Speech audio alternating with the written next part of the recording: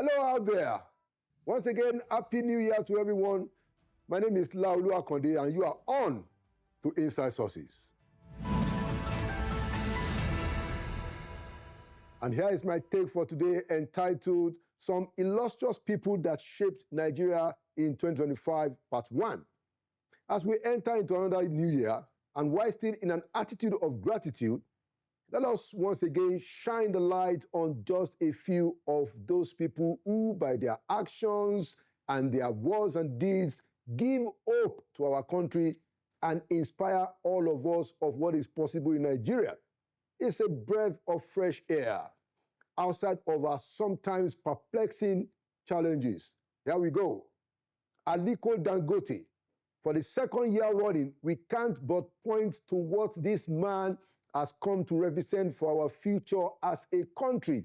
And yes, we are still talking about the Dangote refinery, which in every respect is a strong proof of concept of the ingenuity of Nigerians and the far too stupendous greatness that is possible for our country. Like one of Nigeria's profoundly public-spirited columnists, Shonala Olumese, aka SO, said recently in his column about Dangote that what Africa's biggest businessman has engineered in Lekki is, and I quote, at once the future and the history of Nigeria. I continue the quote. What the Dangote refinery affirms is that we can be so much more, and with our own hands, plant so much more in our own soil. Unquote. SO is right on the money. Make no mistake about it. We're not saying that Aliko Dangote is a saint. But if most of those people who are in his shoes, if they were to toe his line and behave like him, we would not be where we are today as a country, especially in the area of private sector development. Imagine if we have 10 Dangotes. Just imagine. Also, in a similar vein, there is the compelling example of a socially conscious Nigerian billionaire, Abdulsamad Rabiu of Bua Group. His company recently distributed 30 billion naira to 510 long-serving employees at the end of the year event of the company last year. Those cash awards, which was to recognize Bua's employees for their loyalty, resilience, and exceptional contributions, saw some of the staff receiving up to 1 billion. That means some of the individual staff got up to 1 billion. Now, not only is that outstanding by itself, but it is that kind of spirit of boundless generosity and love for other people that can transform lives on a large scale that Nigeria needs from our leaders in all facets of life. And so Dangote and Bua showcase that sense of human responsibility, dutiful care, and they illustrate what is possible when people act rightly for other people. And so we celebrate them. Now, are our politicians listening? And now, there are also many more Nigerians who in 2025 gave us hope by their actions. Let's mention just a few. There is Dr. Tunji Alausa, Nigeria's education minister, who is making waves with his swift reforms in the education sector. His efforts show he is not only reform-minded, but he's also got the sense of the urgency of now and is earning accolades from many, including from the higher education community, think university lecturers, opinion leaders, and thinkers, which is a big win for President Bola Ahmed Tinubu. Under Alausa, unpaid allowances and benefits of university dons have been settled after decades of failed promises. This is not a mean feat, and now university strikes have dwindled almost up to nil in effect. And Alausa has managed to bag a fat chunk of the federal budget for education. Even technical and vocational education are undergoing a revival, with the federal government paying stipends to thousands of Nigerians being trained and undergoing apprenticeship, with the likelihood of reversing the skill gap in our country. That is some serious progress in just 1 year of Alausa as minister, mostly last year, 2025. Another person appointed by the president who is fast proving himself as outstanding in the office he occupies is Mr. Tosin Ajayi, the Director General of the DSS. In an unusual development, the Nigerian chapter of the International Press Institute has recognized Ajayi, our national spy chief, as champion of press freedom in Nigeria. Now, that is outstanding. When you see a group of journalists say the head of a Secret Service-style security organization, an organization with a past history of suppression of the press, that head has now become a defender of press freedom, need we say more here? We must celebrate Mr. Tosin Ajayi indeed. And so if you like, those and others to follow in part 2 are Inside Sources Persons of the Year. And there you have it. Today's edition gets full blast right after this. Welcome back to Inside Sources. Today, I'm leading the show with a conversation with a former chairman of the Human Rights Commission, who is a professor of law. I'd like to welcome back to Inside Sources again, Professor Chidi Odinkalu. Prof, Happy New Year to you. Same from here. Happy New Year. Welcome to 2026. I hope it has some constructive testimonies for us all and for our country. Hopefully. I can say amen to that, Prof. So let's start with, Mr. Trump has now intervened, in a rather much more critical way in Venezuela. And we are told that the president and his wife of Venezuela have been taken away, probably heading for some court appearance or proceedings in New York. How do you respond to that? And should we be worried in Nigeria at all? No, thank you once again. And to the viewers as well, Happy New Year. It's customary at this time of the year. Now, history has a way of repeating itself. If you remember, we're speaking at the beginning of 2026, in January 2026. And pretty much exactly 36 years ago, on the 3rd of January, 1990, the United States under President Bush ran a similar operation in Panama, where they, on this day, on that particular day, 3rd of January, took President Manuel Noriega on accusations that are absolutely a reprise of what you have now. The allegations against President Maduro are exactly the same thing, the same playbook that occurred in December 1989 into January 1990. Allegations of narco trafficking, allegations of massive election rigging and denying the will of the people, allegations of racketeering. And Manuel Noriega was taken to Miami, if you remember. He was put on trial in Miami, convicted, sentenced, I believe, to 40 years in prison, if I'm not mistaken. He served until, I believe, 2010, when he was transferred, by which time he had become ill. He was transferred to France,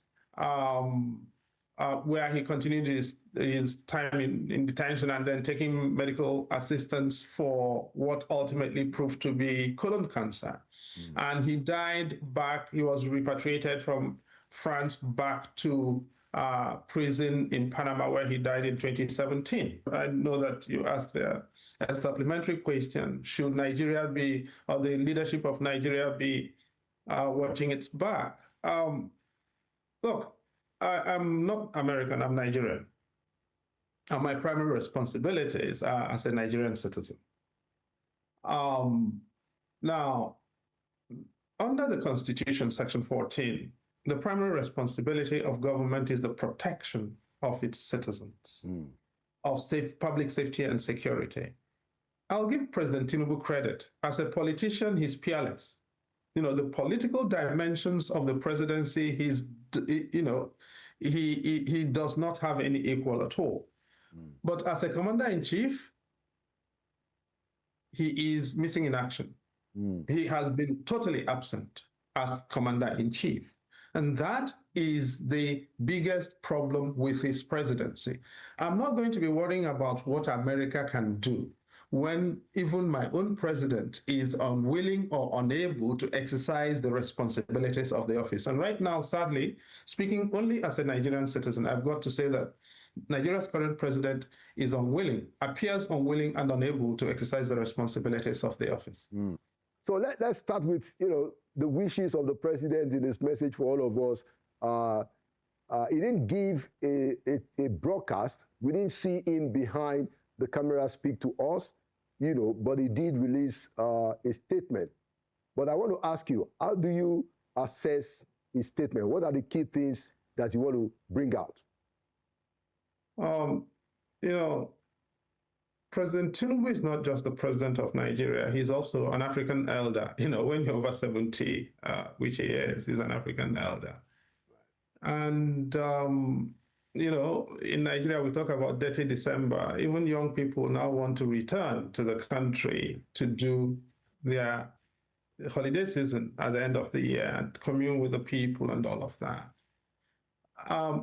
I'm loath to spend too much time on President Tinubu's New Year message because it takes a derailed African elder to go and spend Christmas outside the country, outside their place with foreigners. President Tinubu was not in Nigeria for the New Year, right? Now, amidst all of the challenges. Sorry, Prof. I think he spent Christmas in Lagos, and it was from Lagos that he left for Europe for the New Year. That's what I'm saying. Yeah. President Tinubu was not in Nigeria for the New Year. Yeah. Right? Now, which African elder properly brought up actually wants to go and spend New Year outside their place with their own people? And when you are the president, and you are trying to tell your people that you're doing these phantasmagoric reforms and things are turning out right.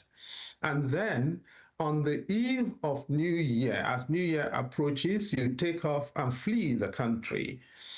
Missiles are raining on your territory from outside the country, and you say you invited a foreign president to administer the missiles on the territory.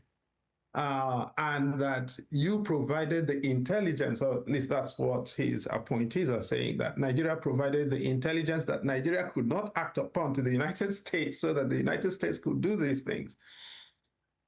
What prevents him, therefore, from spending the New Year in the country? And what was it? What is it that is so exciting in Europe that his reforms cannot persuade him to at least spend New Year's Day in Nigeria before going out of the country? So that's why I'm not particularly of the mindset to dwell too much on what he said rather than what he's done. And let's be clear. In the midst of the US missile strikes in Nigeria, President Tinubu has said absolutely nothing as commander-in-chief. Ministry of Defense has said absolutely nothing. Defense headquarters has not shown up. So who are the people articulating? The foreign minister, the Minister of Information, and Daniel Bwala. They are the people who are saying things about this situation. If people are not troubled by that, and if that is not eloquent New Year's message, I don't know what is. Yeah, I mean, honestly, Prof, I'm going to agree with you on that. The fact that you have the US president, first of all, he was the one that told us about this attack. I could let that slide, because I personally think that the people who are victims don't care where the help comes. I understand the contradictions and our failure, but those people need some succor. If the U.S. intervention will bring it, fine. But what I find worrying, personally, Prof, is that our president has not spoken at all. Thank you. He didn't make a broadcast, and I'm told that he didn't make a broadcast also last year. And then he has left the country, about the same time without saying a word. And then Anthony Joshua got involved in an accident. And then the president made a call to Anthony Joshua and put it out to us. Now, I mean, I'm not saying the president shouldn't call Anthony Joshua. Of course, he should. But how come we are hearing from our president about Anthony Joshua and he's not telling us a thing personally about the fact that we have America sending bombs to our territory? No word, no explanation, no accountability. What is responsible for that, in your opinion, Prof? If I give the answer that I'd like to give, people may get excited, but I think it is fundamentally because Tinubu does not need Nigerian votes to be president. Wow, but he does need it. He must get it. No, he does not need Nigerian votes to be president. Tinubu needs judges and INEC to give him a result. If you need votes of your people to be president, he will not be, with profound respect, acting with this degree of irresponsibility and utter disregard for the worth and well-being of Nigerians. No. It is because at the end of the day, let us all be honest. What he needs are the judges and INEC. If votes counted, Nigerian politicians would not be as irresponsible, from the president down, will not be as irresponsible as they are to behave as if Nigerians do not count. Because for good or for ill, and I agree with you, people, I've spent most of my life working on atrocities and insecurity across the world, and particularly across the African continent. And when you look at the situation, Sudan, in Darfur, for instance, or indeed in the north of Ethiopia, in Tigray, in Sierra Leone, Liberia, where we had the situation in West Africa, in the last decade of the last millennium, the fact is people who are in trouble, or indeed in the Great Lakes of Africa, right? People who find themselves at the receiving end of a challenging situation do not mind where help comes from. I totally agree. But when that help involves something on the scale of a missile strike on your territory, you do expect that your president will be responsible enough to face his people and say, this is what transpired. And that, to not do that, to not think he owes Nigerians that, and to then leave the country. And while all of that is taking place, what happens? They issue a statement on a $1 billion financing arrangement for the so-called coastal road. They found time to do that. They found time to attend AO in Lagos. They found time to commiserate with Anthony Joshua publicly, but the president has not said anything about the situation. That, for me, is the most eloquent, as I said, of New Year statements and New Year messages. It says the man does not think Nigerians matter. It's quite worrying.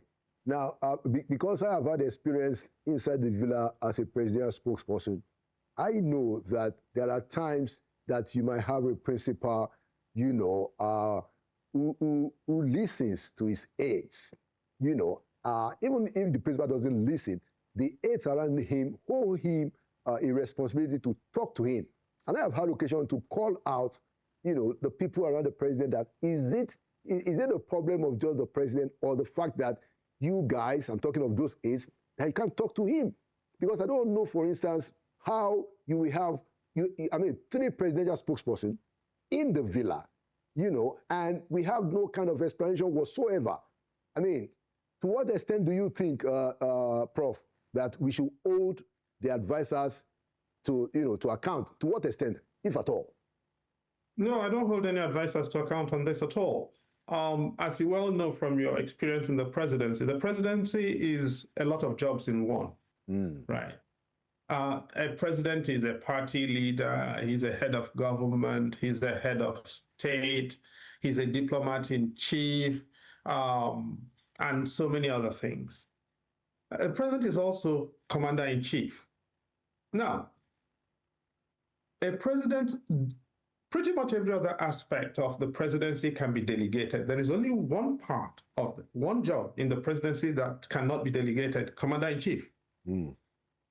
As long as the commander-in-chief is alive, no matter in what state, no other person can do that job.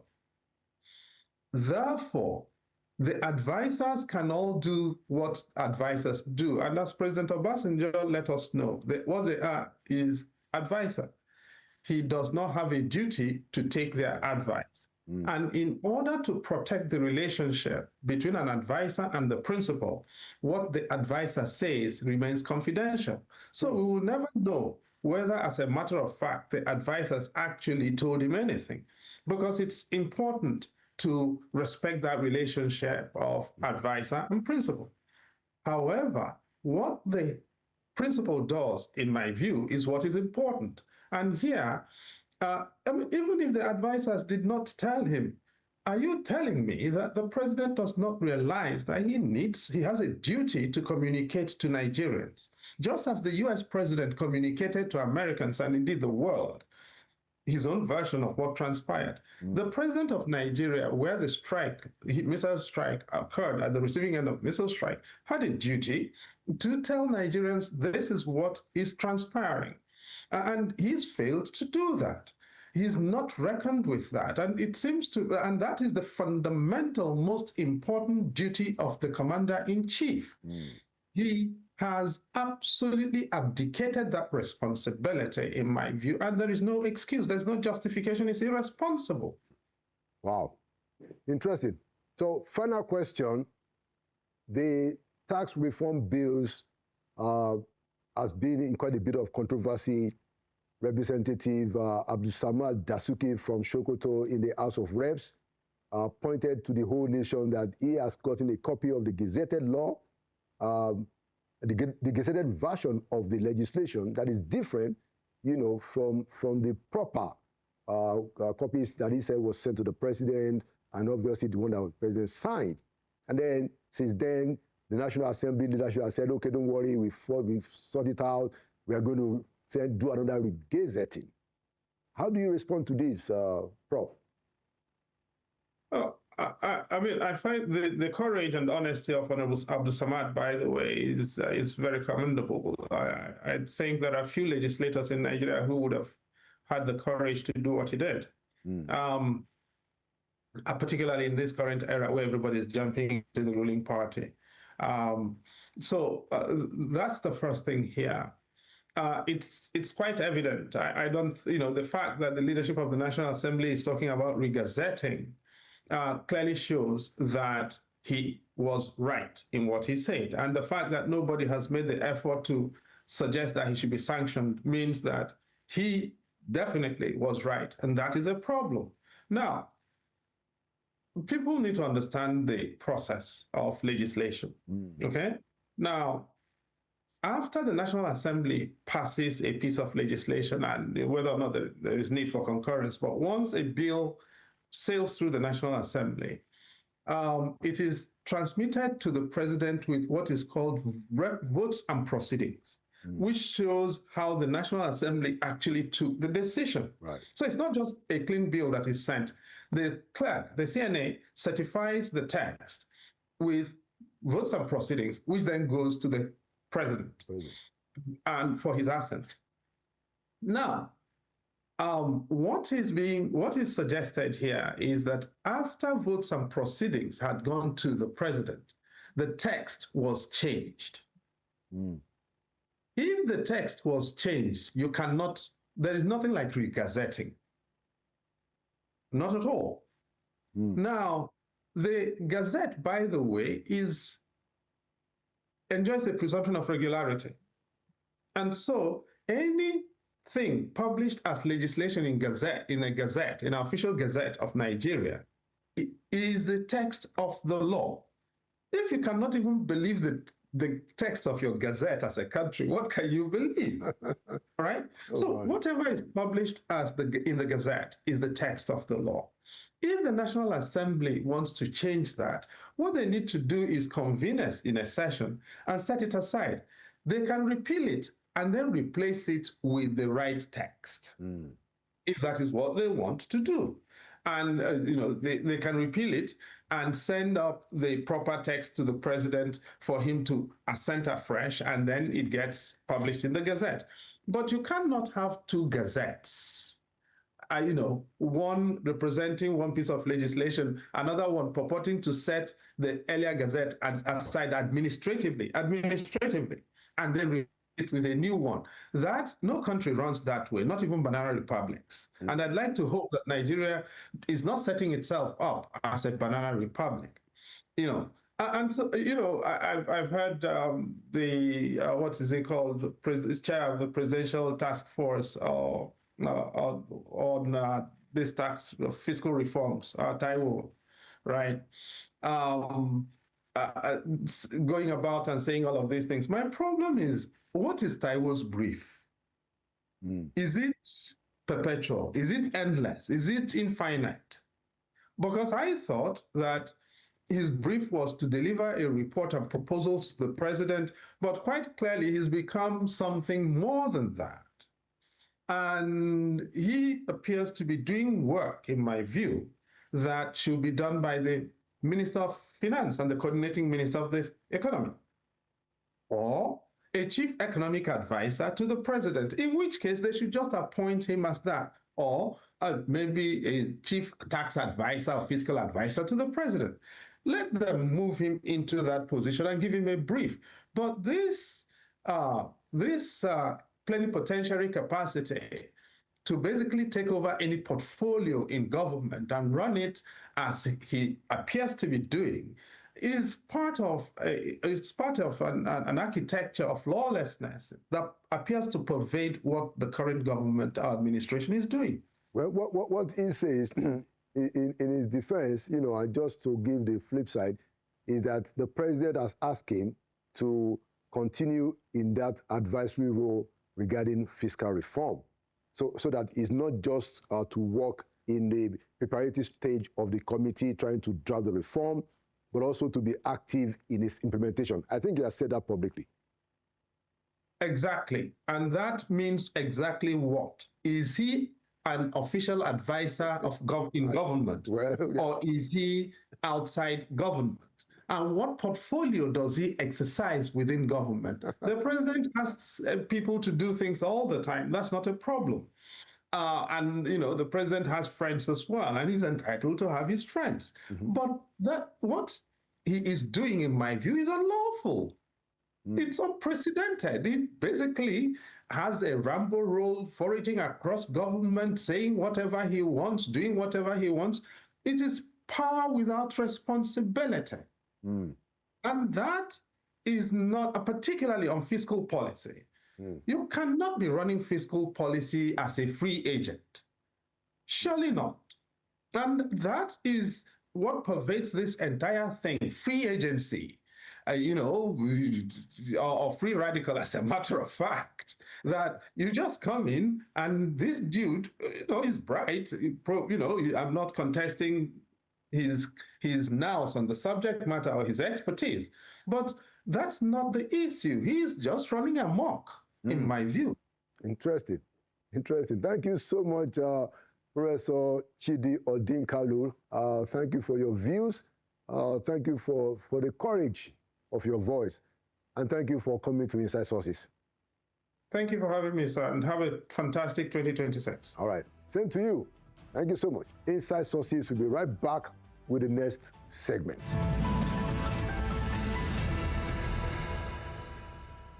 Welcome back to Inside Sources.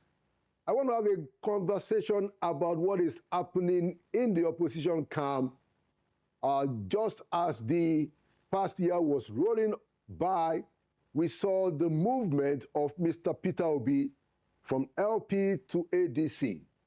And now we know that the Obidient movement and some other support groups that were with Mr. Peter Obi are organizing to come together and throw their weight behind Mr. Peter Obi, apparently in the ADC.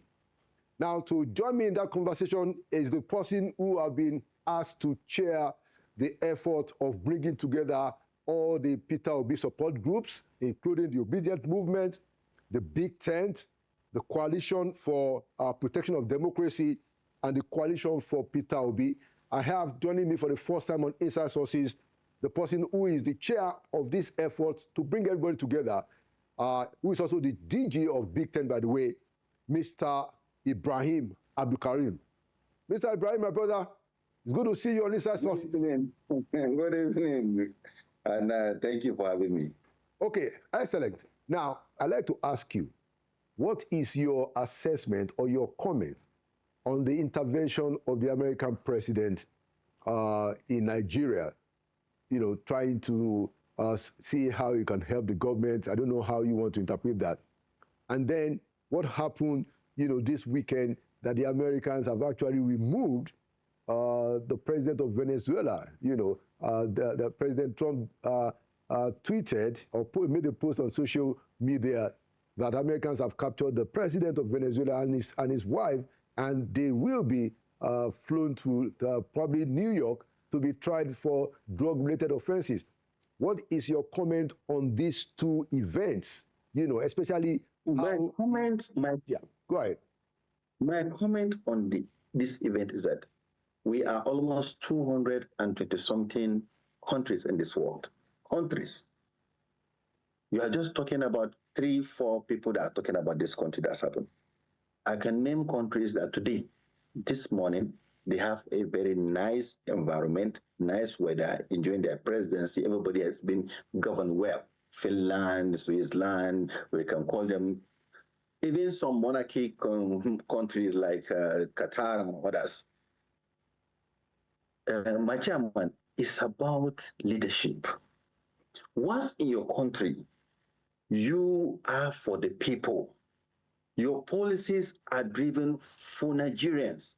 Nobody will even think we exist. Let's do Africa. We are more than 50-something countries. Did you hear people talking about Namibia, talking about other countries? Some of them are quiet because they are given leadership. Once in your country, you take it upon yourself as a leader. First, unite your people. Second, make them productive. Third, make an enable environment and security be.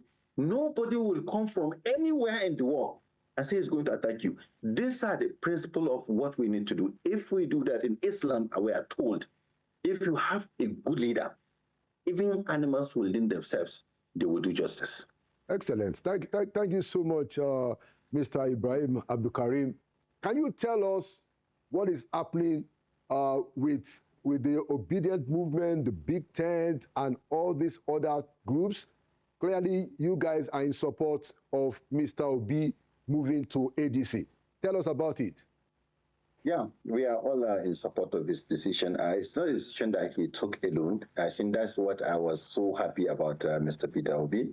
Because if you are thinking of something, doing some things to change, you have to do something new. And in Peter Obi, we have seen something new because we have seen politicians just jumping, going to their ward, pick up their card and said, I'm joining, my members just join.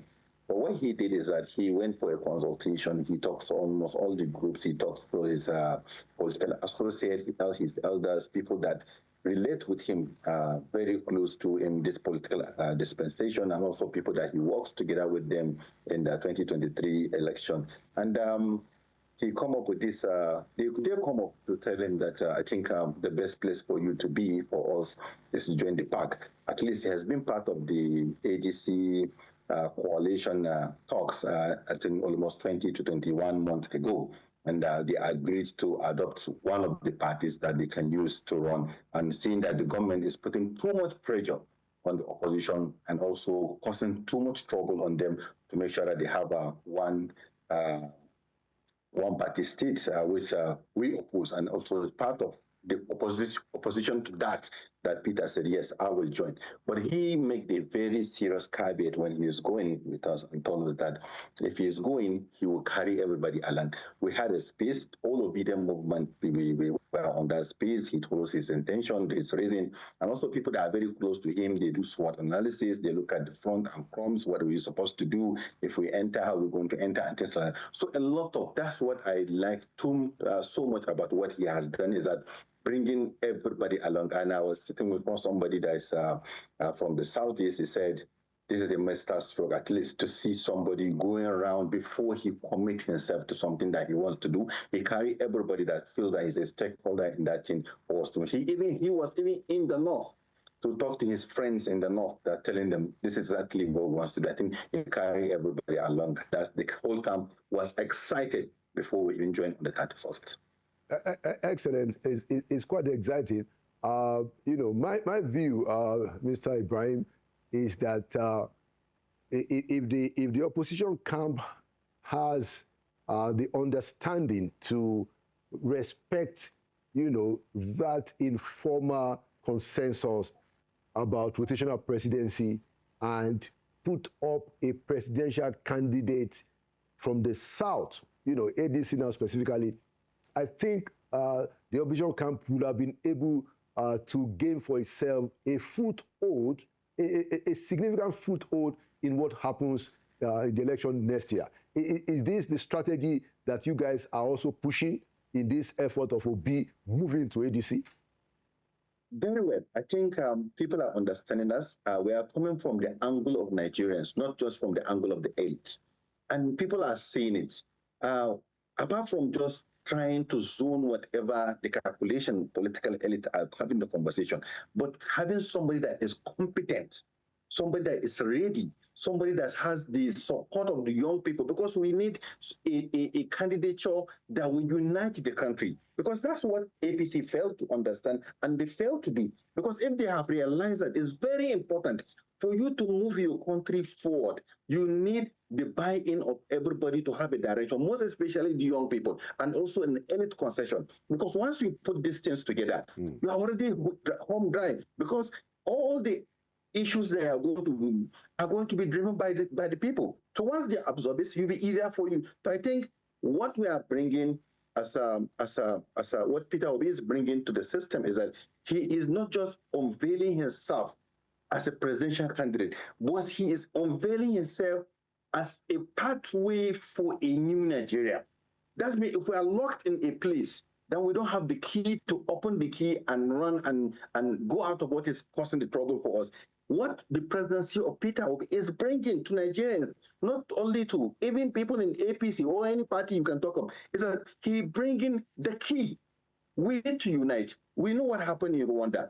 What happened in Rwanda is that after the war, after everything, the person that take in to move the country forward, he didn't continue from the conversation of Hutu and Tutsi.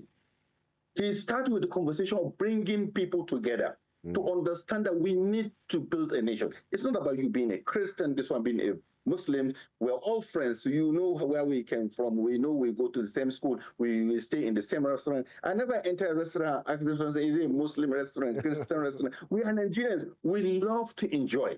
So if somebody is telling us this is the person that is going to bring back those days, time where we see ourselves as brothers, for us to now look at where we are going to take Nigeria to, a new dimension where everybody will be happy, irrespective of your origin, religion, or your tribe. I think everybody will understand this is the kind of person that Peter Obi is bringing. That's why everybody excited. We are not just taking power to give it to somebody just because we now one region wants to be happy, but he's showing us that give it to somebody that can manage our resources. I myself and you, Chairman, you already knew, everybody knew. The problem is managing our resources. When we remove PDP from government, what did we hear? The Suki Gate, blah, blah, Designy, these people take money. We now use Buhari, he did his 8 years. What are we hearing? The same thing, money lost. Now we are doing the same 20, we are doing the same thing. And I am so sure, after this government, we're still going to have the same conversation, money missing. But we need a manager, somebody that manages resources, somebody that knows how to build wealth, not that can now value of every cover that Nigeria is having. This is the kind of thinking, this is the kind of product. In an every society, this kind of people like Peter Obi just came in like 100 years, also many, many years. They are reformers. They are people that go beyond their country to uplift people. And the excitement that Nigerians are going to come back home. Because what we have, the asset we have, and the asset that Japan used, the asset that China used, the asset Malaysia used, is their foreign people that come back from diaspora to build them. Because we have people in NASA, we have everything. But if we can't get it right, we can't unite ourselves, no matter what we do, there is no we can bring this. And the first thing for us to do is that go to election with the incumbent, with somebody who will excite the base of the young people to come out and vote. Excellent point. But already there is quite a bit of political tension since Mr. Peter Obi moved to ADC. For instance, I think it was Festus Keyamo that fired the first salvo and say, hey, look at this man. This man is already preparing to be vice president. Then Mr. Utomi, Professor Utomi also said, look, I mean, Obi, you can't take vice president in that thing. And then David Mamadou comes out and say, hey, you told me, I know I respect you, but you're not being a Democrat. So let me ask you, Mr. Abdul Karim, since you are the chair of all the support groups, what will happen if Obi is offered the vice president in a situation where they hold the primaries and somebody else emerges as the president? We look at it, I think my leader, the global coordinator, Mr. Tanko Yunus, have said it. We democratically look at it and also do a democratic decision. What is democratic decision? Is that we look at what are the processes they use. If they dollarize it, if they use fake delegates, that means they don't have Nigerians at heart. If you come to the primary, because that's the first and the biggest test for the ADC, is the primaries. If they couldn't get it at the primaries, a lot of people walk away. But what we are saying from our side is that if it is free, if it is fair, if it's democratic, then we stay in the ADC and continue the process. Maybe he may not even get the vice presidential candidate, but we will stay if the process that produce the flag bearer is neat and clean. It's what we are going to present to Nigeria. But if it is not democratic, then actually, definitely, without any ambiguity, we are going to sit down as a team and take a democratic decision on the democratic decision they have taken on us, and then know what to do with them. But I'm sure, but the caveat is, let me tell you, I'm so sure, with the respect I have for Senator David Mark and former Governor Arebesola, these are people that have accomplished what they want in their life. We beg them to come and supervise how we can create a new Nigeria. The people that I'm seeing coming to this platform, people like Amechi, people like Erufai, people like Atiku Abubakar and Mr. Peter Obi, they are not people that are coming to come and waste their time and then devalue themselves and rubbish their name at this time of their age and this time of their life. They will come because they knew. The young Nigerians are using the social media and they are watching and they are looking and they are observing and they are part of all the process that is going to take place. Our members from the Steering Committee are joining ADC in every level. So we are going to watch and we're going to document and we're going to see and we make it clear to people that if this process is okay and it's right, we are going to win the hearts of Nigeria. That's what we give us. It's the primaries of that ADC that is going to give us a win in 2027. So we can't just take it for granted. I'm so sure of the people and the caliber of the people and the people that have tested the government before, and they know that the only pathway for a better Nigeria is to have this elite concession for us to give the best that will excite the country and create a new Nigeria. Not that we just know.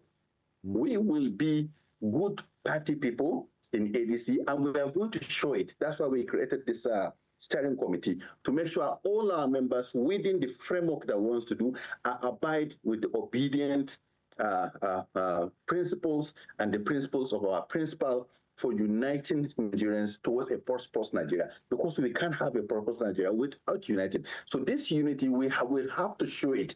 And I have said it. You don't stop calling people names. He has never done this before. We have never seen him in any television calling anybody's name. So I think if we want to see a better Nigeria, that's the kind of person that we're supposed to look into his character, be the way he be, look at so what he has done with his businesses, right from university up to level, he become governor, when he was chairman of a bank, director of a bank. We see how he carried himself. You see how he moved to make those places to achieve what he wants to achieve. We know he will give more and better spirit on this one. I have met with all of them. They knew me, I knew them, I sit with them, I have conversation with them. I have never seen one person that is so much, a politician that is so much committed to see a new Nigeria like Mr. Peter Obi. I have not seen that person. Very, very interesting. Yeah, I know your views about Mr. Peter Obi very well, my brother. You were the DG of the Big Tent, and but I wanted to ask you that now, is the plan that you guys are making, is it to have all the members of the Obidient movement, the Big Tent, the Coalition for Protection of Democracy, the Coalition for Peter Obi, is it the plan that all of them will become ADC members? And the reason why I ask is that, do you have an idea of how it is that political parties run the primaries in this country? How is it going to be different in ADC?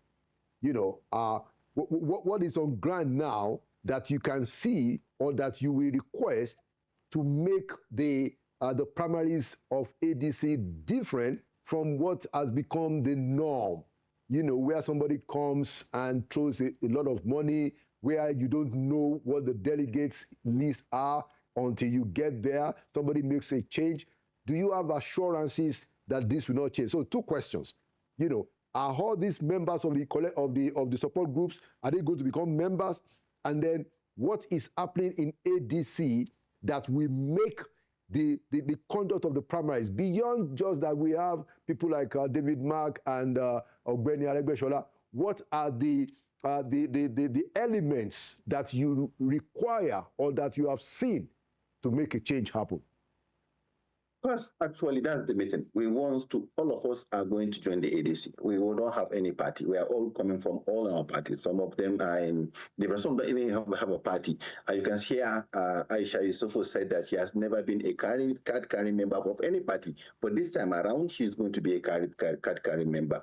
And then we have elected positions that we are going to have on the parties that we want our people to be part of it too, to participate in it. And we are also going to have other groups that will still ask for our members to participate in elected positions, not only the presidential position. We have other positions that we are going to. And we want to do what is called a scenario where we give our best. We are telling our members that if you stay away from politics, for example, my chairman, yourself, you don't want us to, where we are pushing you to go and contest for governor, you are staying trying to run away. No, we said we need good people to be in government, because if we don't have good people in government, then we keep on making this noise. So it's clear that we are going into the system.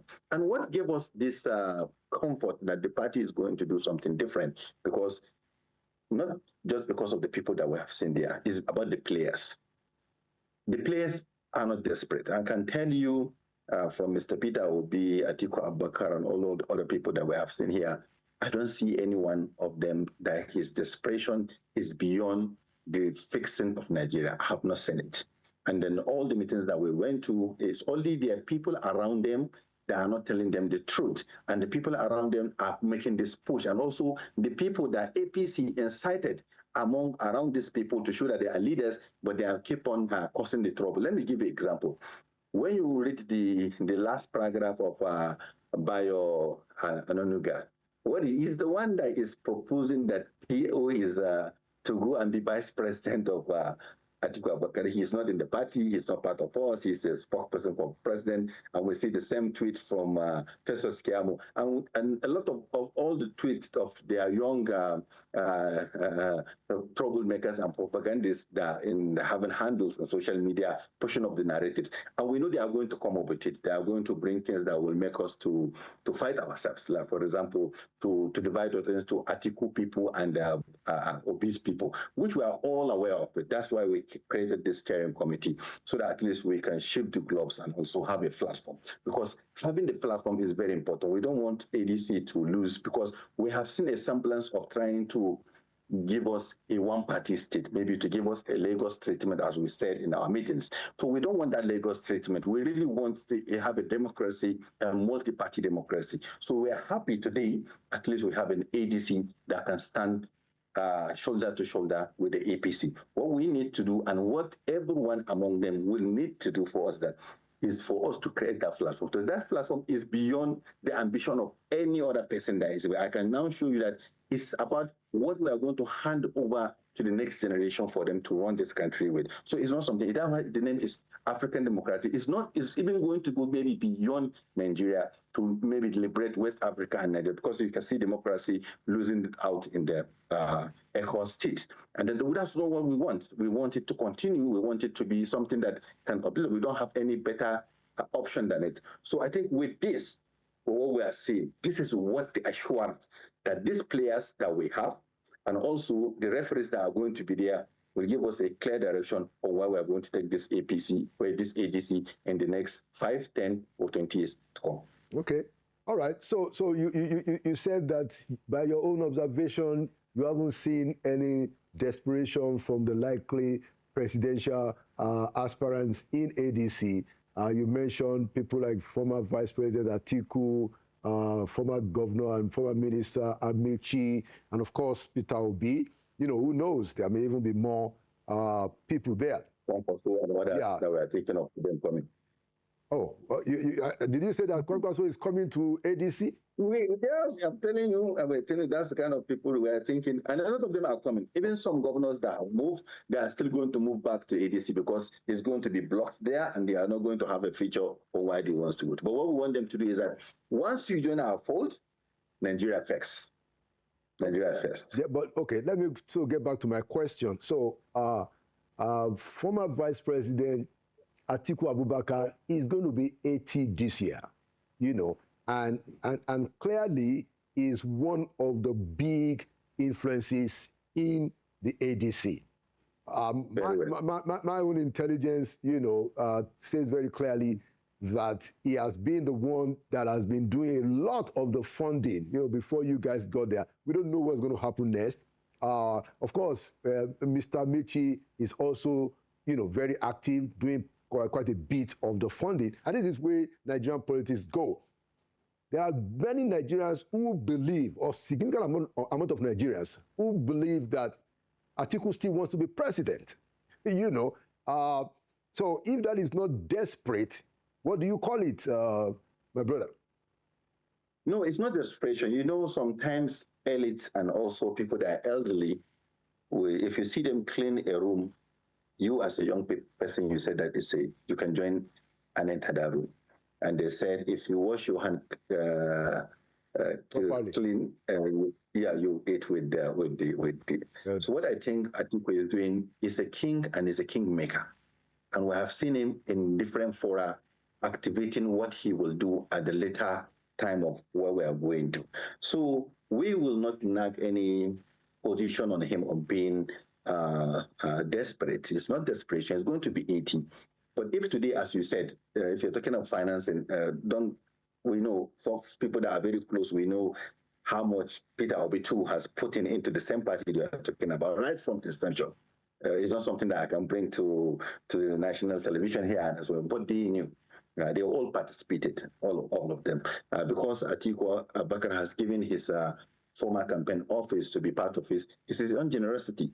Other things that Peter Obi is bringing, El-Rufai or Amechi, everybody is bringing something on board. So we're not saying it.